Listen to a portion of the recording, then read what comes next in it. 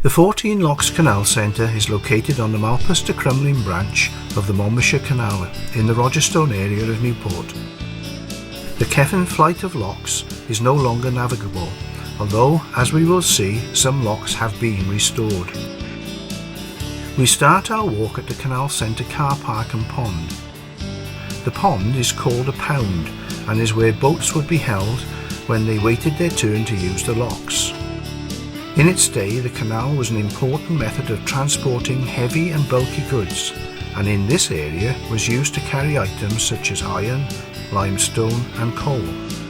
The history of the canal system is quite long and complex, and far too long to cover in our 5-minute stroll. The first lock we see is number 20, which has been lovingly restored. The top gate that we see here was restored in 2010, as can be seen by the maker's plaque.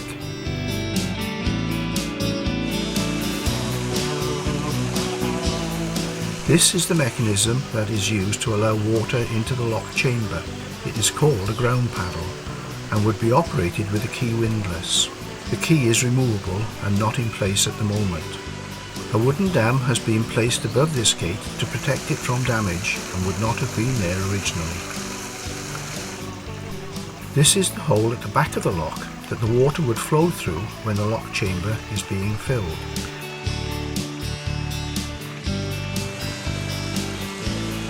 Looking back along the lock chamber, we can see the very large bottom gates.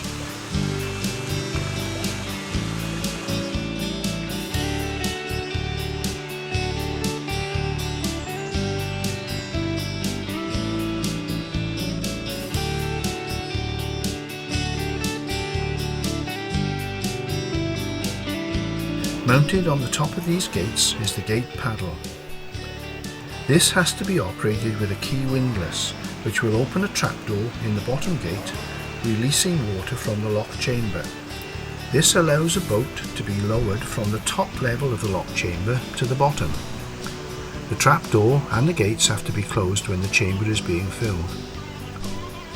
The large arm with the white painted end gives plenty of leverage when opening or closing these very heavy gates. This small bridge or tunnel allows the water from the lock being emptied to flow into one of the holding pools. A major problem that needed to be overcome on a lock system is the lack of water when filling up the lock chambers. On this system, it has been overcome by using a very clever system of weirs and holding pools. Here we can see one of the weirs that would have allowed water to flow into this pool from further up the system. Enabling this to happen not only solved the problem of a lack of water, but also speeded up the passage of boats through the locks. Further along the lock system, it tends to be quieter, and this is where we start to see more wildlife. Here we can see a moorhen and her chicks in one of the holding pools. There are still quite a few original items to be found in the undergrowth, like this old mooring post.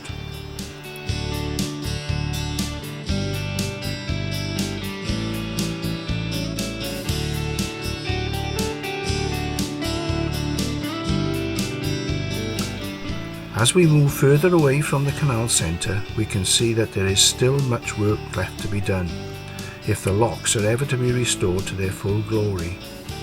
I doubt somehow that we will ever see that day.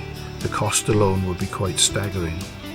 For me, however, I think there is a charm and beauty in seeing them as they are, particularly now that the wildlife has taken over.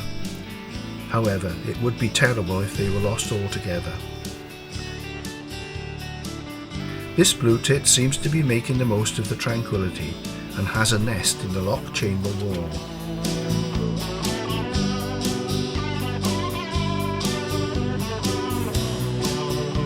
And so, after our quick and quiet stroll, we make our way back to the car park, very much enjoying the beauty and grandeur of a restored lock. I hope that this short film has encouraged you to have a short or long stroll in this area too.